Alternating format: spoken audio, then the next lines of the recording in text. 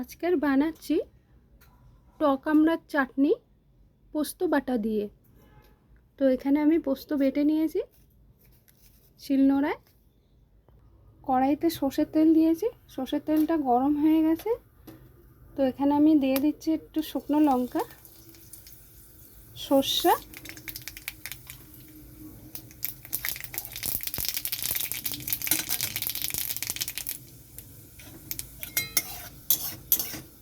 তো সর্ষে লঙ্কা হয়ে গেছে ভাজা। তো এখানে দিয়ে দিচ্ছি আমরা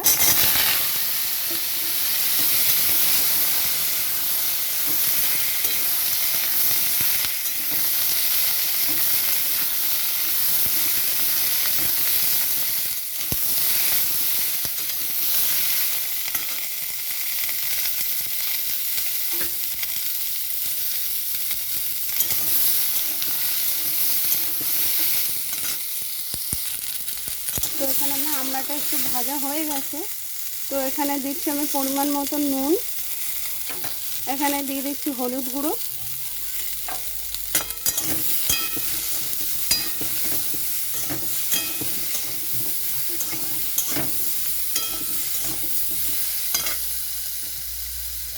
এখানে আমি দিয়ে দিচ্ছি জল।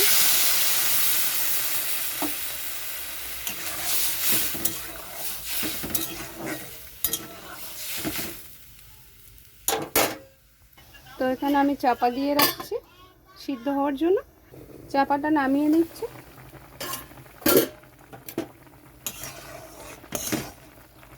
তো এখানে আমড়াটা সিদ্ধ হয়ে গেছে।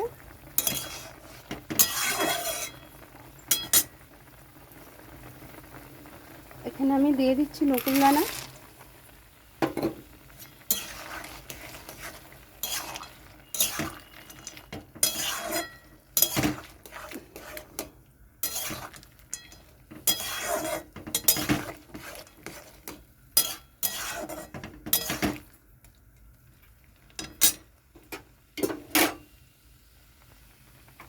এখানে আমি অল্প পরিমাণে চিনি দিয়ে দিচ্ছি।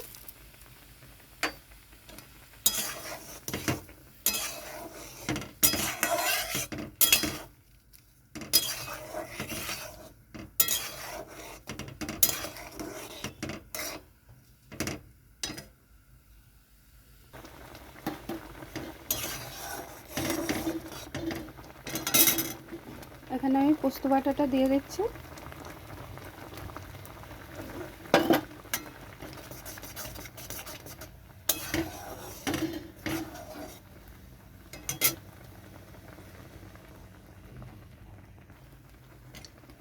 পোস্ত বাটা দেওয়াতে সাদা হয়ে গেছে।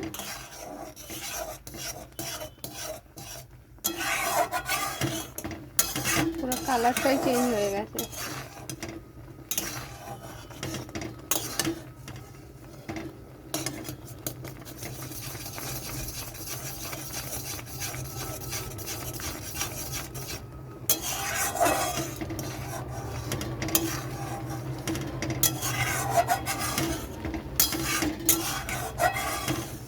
এরকমভাবে নাড়লে পরে আমড়াগুলো একটু গলে যাবে আর চাটনিটা একটু ঘন হয়ে যাবে।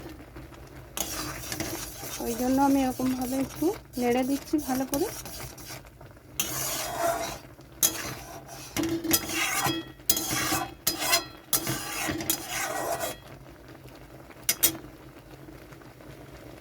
তো আমি এখন গ্যাসটা কমিয়ে দিচ্ছি।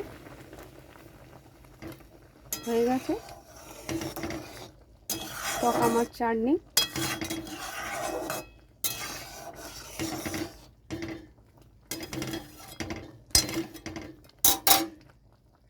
তো পোস্ত বাটা দিয়ে টক আমড়ার চাটনি কেমন লাগলো অবশ্যই জানাবেন, লাইক কমেন্ট শেয়ার করবেন।